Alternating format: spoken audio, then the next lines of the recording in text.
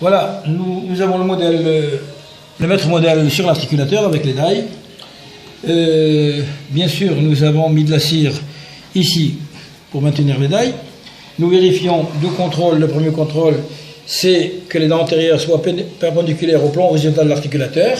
Le deuxième contrôle, vérifier que le plan d'occlusion est légèrement relevé vers l'arrière. La deuxième des choses, vous avez ici un dispositif qui permet de maintenir la fourchette avec le poids, bien sûr, du maître modèle et le poids du plâtre pour que ça ne s'abaisse pas. Deuxièmement, vous avez ici, vous rabaissez tout ça, vous vérifiez qu'il y a de la place entre la galette et le modèle positif, le maître modèle. Et puis nous allons faire le montage du modèle du haut, ici. Ce modèle a été disposé grâce à 3 points. Les 2 points cutanés d'émergence de l'axe charnière et bien sûr le point suborbitaire qui est ici défini par ce stop. Voilà. Donc, nous allons mettre du plâtre à prise rapide. Voilà. Nous avons spatulé. N'oubliez jamais qu'il doit y avoir deux spatules, une dans le bidon et l'autre pour spatuler. Et non pas avoir une seule spatule et remettre une spatule mouillée dans le bidon, ce qu'il ne faut jamais faire. Voilà. On spatule tout cela jusqu'à ce que ce soit homogène. On ajoute un peu de plâtre. Voilà.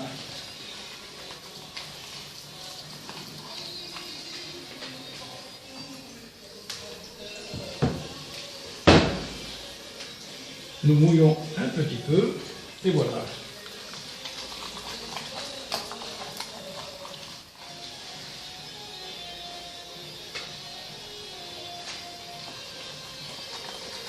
Voilà, une spatulation énergique. Voilà.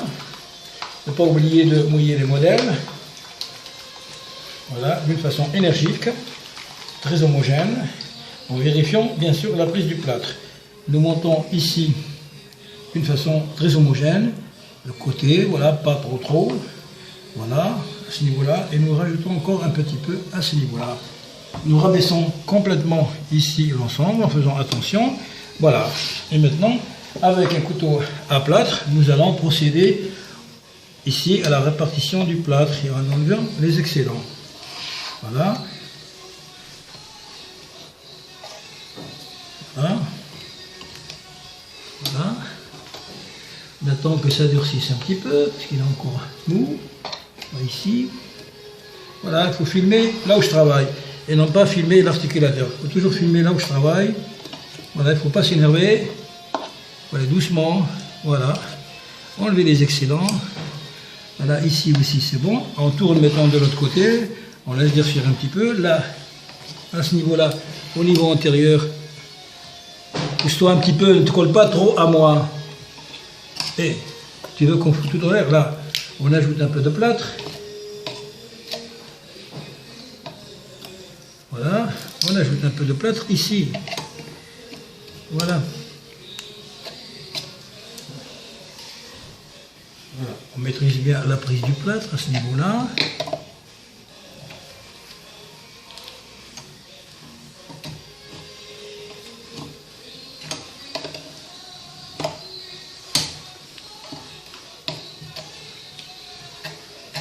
T'as compris ce que je te dis, ne te colle pas à moi.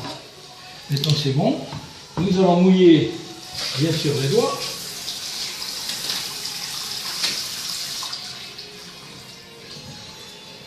Et nous allons lisser très gentiment, sans maintenir, sans trop pousser. Parce que vous risquez de tout foutre en l'air. Voilà. Voilà. Il faut bien filmer là. Voilà. Ici, ce niveau-là. Nous allons aller maintenant de l'autre côté et nous allons faire la même chose. Nous allons lisser. Voilà. On lisse bien. Recule un petit peu. Voilà.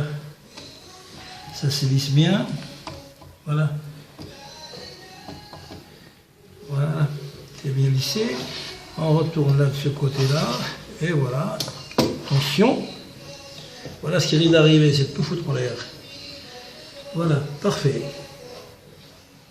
Parfait, voilà. Le montage du haut est presque terminé.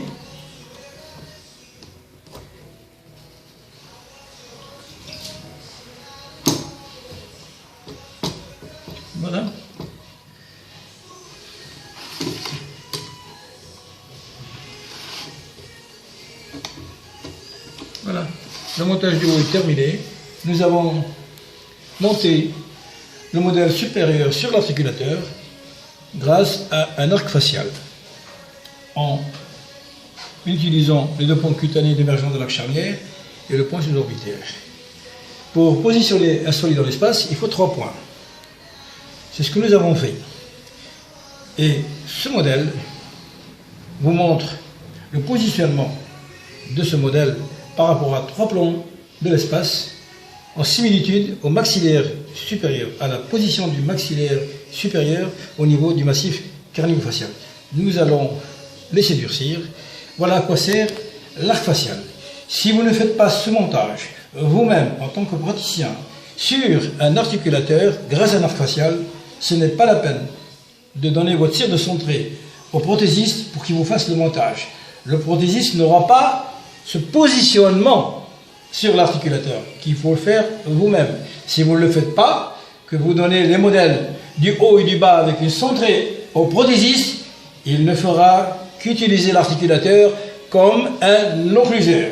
Pour que ce soit un articulateur et que vous l'utilisiez comme un articulateur, il vous faut un arc facial. C'est la condition sine qua non pour que ça s'appelle un articulateur. La deuxième des choses, l'arc facial vous permet de rechercher le parallélisme de la ligne bipupillaire avec le plan de l'arc facial. Surtout si vous faites une reconstruction antérieure. Les références que le prothésiste aura, ce sont les données que vous avez fournies sur l'articulateur grâce à un arc facial qui a été utilisé pour recueillir ces données sur le patient. Je vous remercie.